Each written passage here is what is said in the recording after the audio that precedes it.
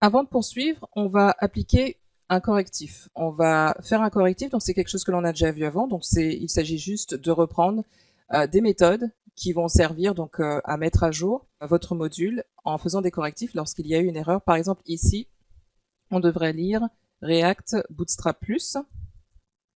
Voilà, donc c'est certaines erreurs qui avaient été repérées. Autre détail important, c'était pour les alertes. Donc c'était pas une petite erreur puisqu'il manquait effectivement un composant. Donc on va le voir ici au niveau de lib. L'index, donc pour l'importer, donc il aurait fallu qu'il soit aussi disponible au niveau de components. Donc on va créer ce fichier. Donc ça va être alerte. Et pour celui-ci, donc ça va être un petit peu plus time consuming, un petit peu plus chronophage. On va passer par le même processus que pour button, c'est-à-dire que alerte, en fait, c'est on va regarder la documentation de Bootstrap pour les alertes. Donc je vais chercher ici la doc. Ce qui est pratique, c'est que la documentation de Bootstrap donne également accès au SAS. Voilà, donc ici, méthode, event, JavaScript. Donc voilà, le SAS plus haut. Les variantes mixin. Voilà, donc c'est ce qui nous intéresse. Ce que nous allons faire, c'est copier cette mixin et on va le rajouter dans les ressources qui se trouvent au niveau de SCSS. C'est-à-dire qu'on va permettre de créer des variables. Donc on va créer des variables, non pas seulement des variables, mais on va créer des nouvelles classes prédéfinies. Donc en fait, on va donc ici ce qu'on on va utiliser en fait non pas, on va pas donc copier celui-ci uniquement. Donc je le prends ici à titre d'exemple. Mais ce que l'on va faire en fait ici, donc d'ailleurs je vais aussi le mettre en commentaire pour que ce soit bien délimité. Donc là on va mettre alerte et on va utiliser exactement cette même boucle, c'est-à-dire qu'on va faire un each. Donc d'ailleurs je vais copier ici cette syntaxe. Ça va être assez similaire. On va faire une boucle. Ici, on va faire un each, c'est-à-dire qu'il va itérer chaque clé et valeur à partir du custom things colors. Et là, donc, on va pas faire tout ça. On va juste faire alerte puisque les classes d'alerte, elles ressemblent à ça. Et donc, ce qui va se passer ici, c'est qu'il va prendre non seulement tout d'abord donc le nom de cette couleur et ensuite attribuer en paramètre pour alerte variant, ça va être différent. Donc, c'est alerte variante. Vous voyez, il prend 3 paramètres: background, border et color pour pouvoir former les différentes couleurs des alertes. Donc on va faire lighten. Mais l'objectif en fait c'est de vous montrer donc de créer un module avec des librairies CSS. Donc ça demande un petit peu plus de compétences, des compétences élargies. Donc là on va faire value. Voilà, value. Donc value ça va correspondre du coup à la valeur X du code couleur code. Ça va correspondre à la couleur X de la couleur que vous souhaitez appliquer pour votre alerte. Voilà. Et là, on aura une couleur un petit peu plus lighten. C'est une fonction également qui est fournie built-in avec SAS. Et il va créer une couleur, donc des nuances de couleurs, soit plus foncées ou claires, en fonction du pourcentage qui sera précisé ici. Donc il va prendre en premier paramètre la couleur, donc le Xcode, et ensuite il va attribuer, donc atténuer cette couleur de 30%. C'est-à-dire qu'on aura 30% de cette couleur. À voir comme de l'opacity en fait. Donc on a aussi la fonction darken dans le sens inverse. Voilà, donc là on a créé alert.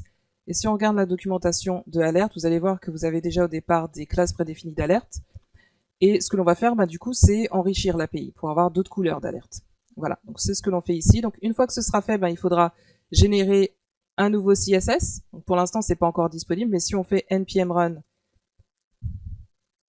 webpack build, il va nous générer un tout nouveau CSS qui sera disponible du coup toujours dans lib.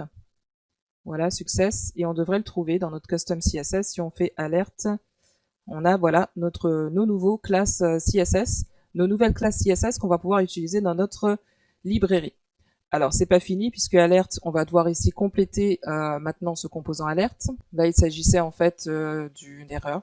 Disons qu'on avait, admettons, oublié d'implémenter ce composant, donc on va faire un correctif. Donc on va pas oublier, donc là je vais plutôt faire un petit peu de copier-coller puisque là il s'agit exactement de la même implémentation. Voilà. Alors là on va faire un petit peu de copier-coller parce qu'il s'agit de la même implémentation. Voilà. Et donc on aura ici un objet qui va contenir donc plusieurs objets alertes. Je préfère créer un objet, voilà, donc c'est plus clair. Et on aura différents types d'objets. Donc le premier qui sera Pumpkin. Et là, ce que je vais faire, c'est prendre ce qui est fourni par Bootstrap. Donc c'est encore mieux. Je vais reprendre comme ça. Voilà. Donc il va tout simplement retourner une div, entre parenthèses.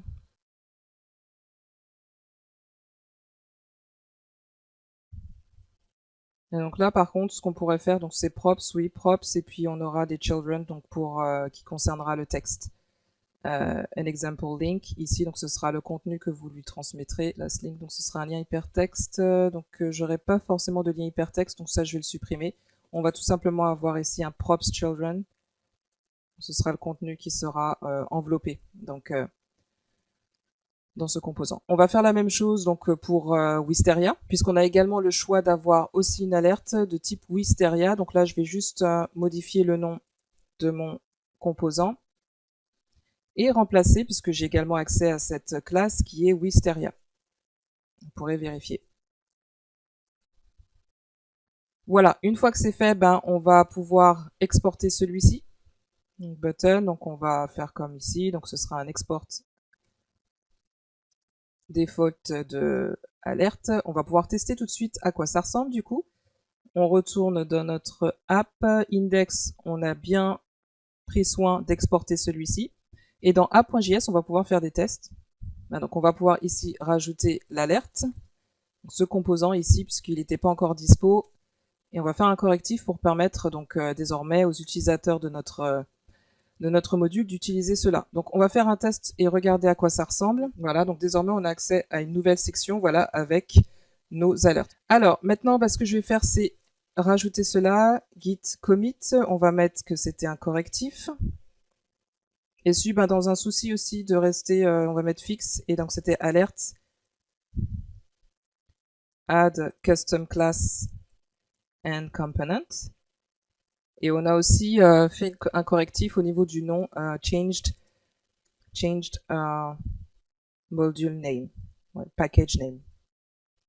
On va aussi faire ça. Ok, donc là on va faire un npm version patch, ce qui va bump la version à 0.1, voilà.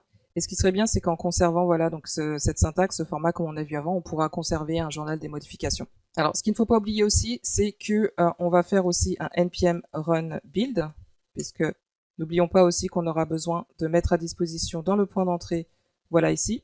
Et ça, on va juste se contenter. Donc oui, pour que ce soit embarqué, par contre, je suis obligé de faire un autre patch, npm version patch, voilà. Ah oui, donc il faut quand même que ce soit git add. Et là, comme j'avais déjà un commit qui était fait, je vais prendre le même, je vais faire un git commit amend. Donc il va prendre voilà, et npm version patch, et on va faire npm publish. Voilà qui est fait donc pour ce correctif, et je suis obligé donc de nouveau de me loguer. Username Sandy L.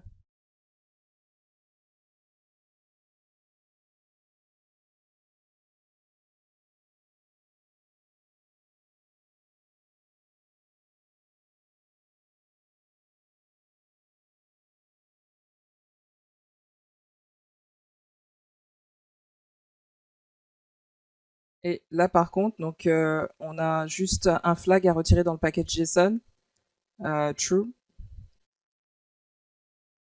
Okay, you must sign up for private packages, mais en fait non, il n'est pas private.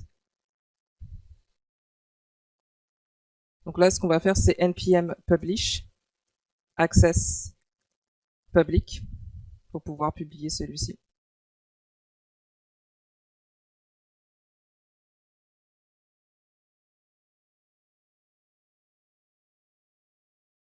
Étant donné qu'on a changé de nom, donc voilà, c'est ce qui explique cela. Voilà, donc on a un nouveau package qui est apparu, donc celui-ci, donc on pourra le supprimer. Donc là, maintenant, vous avez votre nouveau package, voilà, donc avec votre correctif.